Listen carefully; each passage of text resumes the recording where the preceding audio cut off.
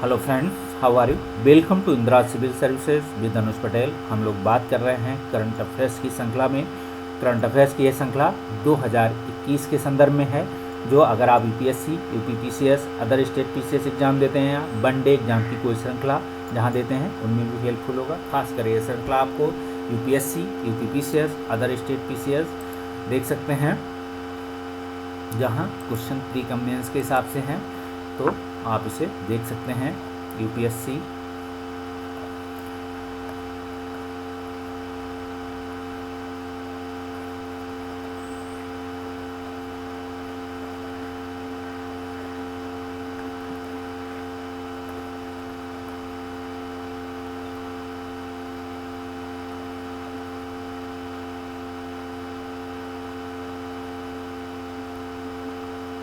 Pre कम mains को आप देख सकते हैं।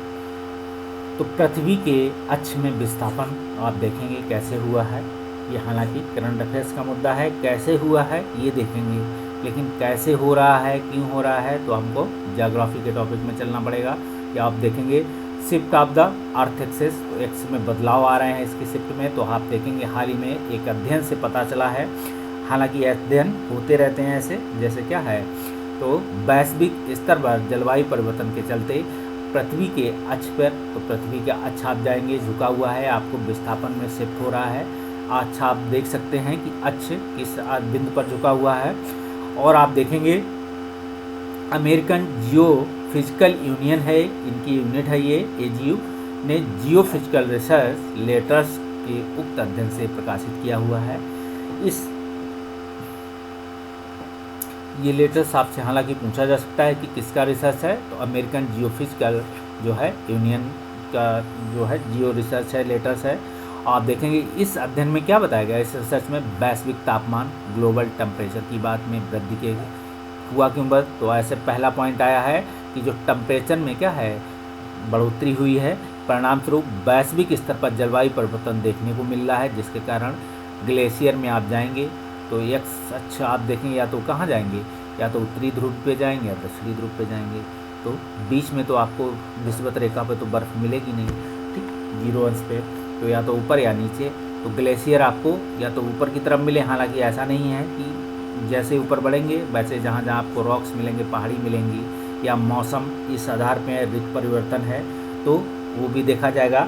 तो इन सभी स्थानों पे भी मिलेगा, लेकिन ग्लेशियर आपको अधिकतर कहाँ, जो ग्लेशियर उत्तरी ध्रुव, दक्षिणी ध्रुव वाले जो मेन ग्लेशियर हैं इस पृथ्वी जगत के, तो आप देखेंगे ग्लेशियर में जमी बर्फ़ भारी मात्रा में पिघली हुई है। ग्लेशियरों में जमी बर्फ़ की भारी मात्रा से पिघलने से 1990 के दशक के बाद से क्या हुआ, पृथ्वी के अक्ष में सामान्य से अधिक गति से विस्थापन हुआ है। ऐसा कहा जाता है कि 90s के दशक के बाद क्या हुआ है, इसमें जो एक सामान्य गति से विस्थापन, ऐसा नहीं कि पहले नहीं हो रहा था, पहले भी हो रहा है, तो जब पहले हो रहा है तो अभी भी हो रहा है, लेकिन बर्फ़ पिघलने से विस्थापन में थोड़ा सा ज़्यादा बदलाव हुआ है। 90 के दशक में जाएंगी तो 90 के दशक में वैश्विक तापमान में असामान्य वृद्धि हुई, ठीक है। ग्लेशियरों के रूप में जमी अरबों टन क्या है हिम आच्छादित बर्फ पिघलकर समुद्री जल स्तर को बढ़ाया। 90s के दौर में घटनाएं सामने आई कि ऐसी घटनाएं सामने आने लगी। आप देखोगे मालदीव का बहुत सारा हिस्सा है अब जलमग्न हो चुका है। अभी हाल ही में आप जाओगे तो आपको लग रहा होगा कि टेम्परेचर बढ़ने से समुद्र में तो ना पानी बढ़ता है ना घटता है, लेकिन ग्लेशियर जैसे जैसे पिघलते चले जाएंगे वैसे वैसे समुद्र का जल स्तर बढ़ता चला जाएगा। आने वाले समय में बहुत सारे जो तटीय क्षेत्र हैं या तटीय देश हैं ये जलमग्न हो जाएंगे, ऐसी रिपोर्ट सामने आ चुकी है। और बहुत सारे द्वीप, बहुत सारे टापू आप जाओगे क्या है जलमग्न हो चुके हैं। आपको हो सकता है पृथ्वी के कुछ समुद्र के अंदर जाते हो तो आपको एक आधे टापू दिखते हो, तो टापू नहीं है, समुद्र के अंदर एक छुपे हुए पहाड़ के रूप में है जो आपको उसकी चोटी दिखाई पड़ती है, आप इसे भी देख सकते हैं। या नए द्वीप उगाते हैं, आप देखो क्या होता है, वोल्केनो की घटना होगी, सुनामी की घटना होगी, क्या प्लेट टेक्टोनिक घटनाएँ हुई, तो जिसके कारण पृथ्वी के ध्रुवों की नई दिशाओं में क्या है विस्थापन हो रहा है। तो विस्थापन नई दिशाओं में पृथ्वी के ध्रुवों का जो ध्रुव का है, तो विस्थापन नई दिशाओं में विस्थापन हुआ है और आप ये भी देखेंगे कि पृथ्वी के ध्रुवों की नई दिशाओं में विस्थापन से ही पृथ्वी का अक्ष जो अर्थ एक्सेस है सामान्य से अधिक की गति से विस्थापन हो रहा है। तो कैसे शिफ्ट हो रहा है? सामान्य से अधिक गति से। तो ये भी पृथ्वी के अक्ष से सामान्य से अधिक गति से विस्थापन हो रहा है, पहला पॉइंट है। दूसरा, इस पॉइंट को याद रखेंगे, सामान्य से अधिक गति से विस्थापन हो रहा है। ऐसे ही क्वेश्चन है, मार दीजिएगा यूनिवर्सल या अपनी समझ बेस पे। पृथ्वी के घूर्णन अक्ष, तो एक्स अक्ष का रोटेशन आप देखेंगे को एक ही सामान्य भाषा में जो है इसका या तो रोटेशन कहिए या अर्थ ऑफ एक्सेस कहते हैं। पृथ्वी का जो अक्ष है अर्थ ऑफ एक्सेस है, तो आप देखेंगे पृथ्वी के केंद्र से होती हुई खींची गई एक काल्पनिक रेखा है। आप जाओगे, आपकी पृथ्वी क्या है? झुकी हुई है। तो झुकी हुई पृथ्वी में भी एक काल्पनिक रेखा ऐसे तो आई नहीं होगी सीधी सीधी, वो भी क्या है? ऐसे ऐसे कहीं से आई होगी। देखो चित्र में, ज्योग्राफी में आपको दिखाई पड़ेगी, जिसके सहारे पृथ्वी अपने अक्ष या धुरी पर क्या करेगी? घूर्णन करती है। तो एक्स अक्ष पे क्या करेगी? रोटेशन करेगी। दरअसल पृथ्वी जो है सूर्य के चारों ओर क्या करेगी? परिक्रमण करने के साथ साथ अपने अक्ष पर घूर्णन पर। तो पृथ्वी की कितनी गतियां हैं बताइए? कौन सी गति के आधार पर क्या होता है? कौन सी गति के आधार पर दिन रात होते हैं? कौन सी गति के आधार पर ऋतु परिवर्तन होते हैं? ये भी आप देखिएगा। तो आप जाएंगे तो घूर्णन भी करती है पृथ्वी। जिस अक्ष या धुरी के परितः घूर्णन करती है वह पृथ्वी का क्या है? घूर्णन। तो आप जाएंगे, जिस अक्ष या धुरी के परितः जो रोटेशन करती है वही एक्सेस है। तो रोटेशन वाले फॉर्म को हम एक्स फॉर्म कहेंगे, एक्सेस है। और आप देखेंगे एक परिभ्रमण जो है क्या है? परिक्रमण है। तो परिभ्रमण नहीं, परिक्रमण है, तो इसे भी दे सकते हैं। एक परिभ्रमण होता है, एक परिक्रमण होता है। इसी तरीके से आप जाएंगे तो देखेंगे परिक्रमण है तो या क्या होगा? या रोटेशन है। परिक्रमण और रोटेशन दोनों अलग अलग हैं, याद रखिएगा। जो आपका अर्थ ऑफ एक्सेस है वो रोटेशन है, इतना याद रखें। साथ ही आप ये भी देखेंगे कि जलवायु परिवर्तन क्या है। तो किसी स्थान की दीर्घकालीन मौसम संबंधी घटनाएं आप देखेंगे कहाँ? जैसे आर्द्रता दिखाई पड़े, ठीक है, वायुमंडलीय बदलाव दिखाई पड़े, और क्या होगा? तापमान आदि में औसत को क्या कहेंगे? जलवायु कहते हैं। इस परिवर्तन में मानवीय और प्राकृतिक कारकों से परिवर्तन आ जाता है, उसे जलवायु परिवर्तन की संज्ञा दी गई है, ठीक है। जलवायु परिवर्तन भी इससे जुड़ा हुआ है। अब एक्स अक्ष पे बदलाव आएगा, अगर रोटेशन पे बदलाव आएगा तो आपके क्या होगा? इकोलॉजी पे बदलाव आएगा, इकोलॉजी चेन श्रृंखला में बदलाव आएगा, बहुत सारी बदलाव हो जाएंगी। आपका हो सकता है जो इकोलॉजी की एक जो एटमॉस्फेयर है, वातावरण है, उसकी जो उसमें भी चेंज हो जाए कि कितने किलोमीटर तक है, क्या नहीं, बहुत सारी चीज़ें हैं। एक्सेस में बदलाव आ रहा। वर्तमान में देखा जा रहा है कि मानवीय हस्तक्षेप की वजह से जलवायु में कई अवांछनीय परिवर्तन आ गए। आजकल जितने भी पृथ्वी काम हो रहे हैं वो सभी समझ लेना मानवीय हस्तक्षेप से हैं। ग्लोबल वार्मिंग जैसे आप अभी कोरोना से क्या हैं, कोविड से इफेक्टिव हैं, तो ये भी मानव की साजिश है।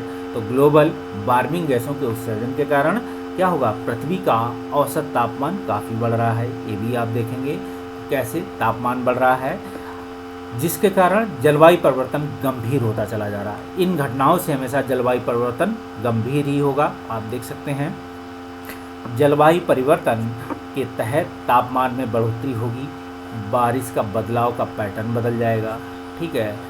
और हो सकता है रेगिस्तान में थोड़े समय बाद क्या हो? बर्फ़ मिले। आपको घूमने जाओ, अभी क्या रेगिस्तान मिलता है, धूल उड़ती हुई मिलती है, रेत मिलती है। एक समय जाओ, हो सकता है आप ना जाओ, मतलब आपकी जनरेशन के कोई व्यक्ति जाए तो हो सकता है क्या करेंगे, वहाँ बर्फ़ हो। और आज जहाँ बर्फ़ है वो धीरे धीरे क्या हो सकता है आपको वहाँ बर्फ़ ना मिले, कुछ और चीज़ें मिल सकती हैं। हो सकता है वन उगाया हो वहाँ, हो सकता है वन की जगह कुछ और उग जाए। तो पैटर्न और तूफान जैसी विनाशकारी घटनाएं यहाँ शामिल होंगी। इन घटनाओं को समाज के न केवल आर्थिक जीवन पर बल्कि अन्य आयामों पर भी दीर्घकालिक प्रभाव देखने को मिलेगा। तो ये दीर्घकालिक प्रभाव आप देख सकते हैं किस तरीके से मिल सकता है। इसके साथ ही जलवायु परिवर्तन से निपटने हेतु फिर सभी मानव ने पहले सोची समझी रणनीति के तहत घटना घटाते हैं, फिर कहते हैं चलो हम प्रयास करते हैं कि इसका निपटारा किया जाए।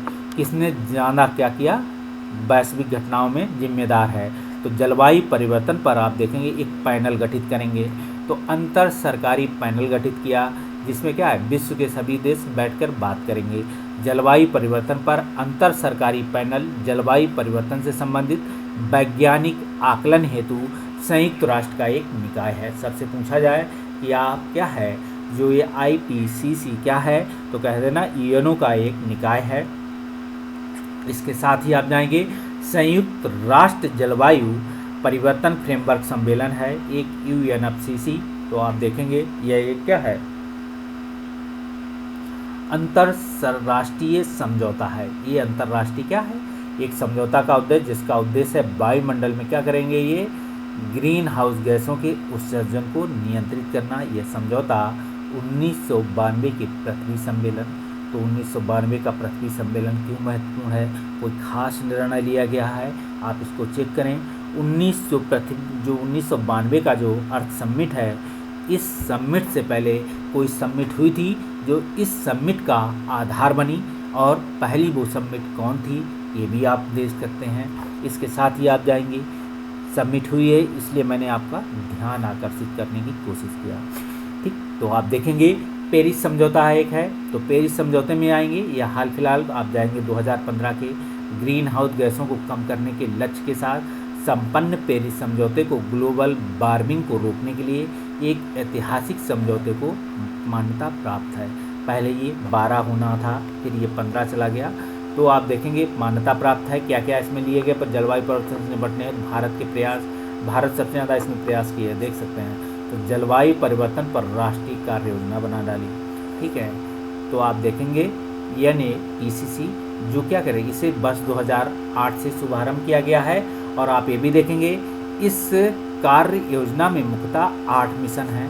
तो यही 8 मिशन आपको याद रखना है कि भारत के जलवायु परिवर्तन पर जो कार्य एक्शन, जो नेशनल जो वर्किंग एक्शन है जलवायु परिवर्तन पर, उसमें कितने हैं, पहले फैक्टर पूछे जाएंगे।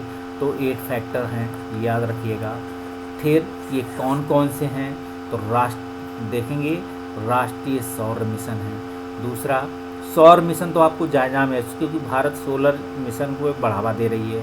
अब क्या करेंगे, विकसित ऊर्जा दक्षता, तो आप देखेंगे इफिशियंसी की बात हो रही है। इसको क्या लिए, एक राष्ट्रीय मिशन की दक्षता, ऊर्जा दक्षता को कैसे बनाया जाए, ठीक है। जो आप देखेंगे सुस्थिर निवास एवं राष्ट्रीय मिशन, और होगा राष्ट्रीय जल मिशन और सुस्थिर, ये सभी बहुत ही महत्वपूर्ण हैं। इन सभी फैक्टरों से कई बार क्वेश्चन बने हैं, फिर पूछे जाएंगे। तो आप देखेंगे सुस्थिर हिमालयी पारिस्थितिकी तंत्र है, तो आप ये भी देखेंगे। राष्ट्रीय मिशन है भारत हरित भारत हेतु राष्ट्रीय मिशन है, सुस्थिर कृषि हेतु राष्ट्रीय मिशन है, जलवायु परिवर्तन हेतु क्या होगा, रणनीतिक ज्ञान पर राष्ट्रीय मिशन है। तो आप देखेंगे जलवायु परिवर्तन हेतु रणनीतिक ज्ञान पर राष्ट्रीय मिशन हो गया, तो जलवायु परिवर्तन हेतु है ये, इसे भी देख सकते हैं। जलवायु परिवर्तन हेतु क्या होगा, राष्ट्रीय ज्ञान पर राष्ट्रीय मिशन हो चुका है। इन सभी योजनाओं को देखेंगे। अब आगे आएंगे तो राष्ट्रीय स्तर पर निर्धारित योगदान है NDC, तो क्या करेगा, भारत के लिए राष्ट्रीय स्तर पर निर्धारित योगदान है ये NDC, घोषित लक्ष्य को 2030 तक प्रदान करना। तो NDC क्या करेगा, भारत के लिए राष्ट्रीय स्तर पर निर्धारित योगदान को, घोषित लक्ष्य को, ये लक्ष्य 2030 तक प्राप्त करना है। साथ ही आप ये भी देखेंगे अंतर्राष्ट्रीय सौर ऊर्जा संधि है, तो ISA क्या करे, भारत और फ्रांस द्वारा 30 नवंबर 2015 को पेरिस में शुरू की गई प्रथम संधि आधारित अंतर्राष्ट्रीय जो है अंतर सरकारी संगठन है, जो 6 दिसंबर 2017 को अस्तित्व में आया। एक अंतर्राष्ट्रीय सौर ऊर्जा संधि है जिसे ISA भारत और फ्रांस द्वारा लाया गया 2015 में पेरिस में शुरू की गई प्रथम संधि आधारित जो है अंतर्राष्ट्रीय अंतर सरकारी संगठन है, जो 6 दिसंबर क्या किया 2017 से अस्तित्व में आया। और देख सकते हैं इस क्रम में कि बर्ड वन ग्रिड परियोजना देख सकते हैं ISA के साथ ही भारत ने बर्ड वन ग्रिड, तो आप देखेंगे वन OS मतलब बनसन, OW मतलब वन बर्ड और OG वन ग्रिड। तो 3 चीज़ों को मिलकर बना है, तो आप कुछ नया याद रखें, सन, बर्ड, ग्रिड, ठीक। बाकी आप लगाते चले जाएं। तो वन परियोजना के तहत अक्षय ऊर्जा संसाधनों को आपस में जोड़ने के लिए जो है वैश्विक पारिस्थितिकी तंत्र के निर्माण हेतु एक पहल शुरू की गई है। तो आप देख सकते हैं राष्ट्रीय स्तर, अंतर्राष्ट्रीय स्तर पर, इसके साथ ही अंतर्राष्ट्रीय सौर ऊर्जा संधि के लिए, साथ ही वन सन देख सकते हैं, वन सन, वन वर्ल्ड, वन ग्रिड परियोजना के तहत आप इसे देख सकते हैं शुरू की गई है। इसके साथ ही ये योजना यहाँ बंद होती है। इसके साथ ही हम आज की करंट अफेयर्स की श्रृंखला को यहीं पर रोकते हैं। आई होप आपको कैसा लगा। प्लीज़ हमारे चैनल को लाइक और सब्सक्राइब करें, और कोई व्यूज़, कोई कमेंट, कोई सजेशन देना चाहें तो प्लीज़ रिटन मैसेज कर सकते हैं। Okay, bye bye.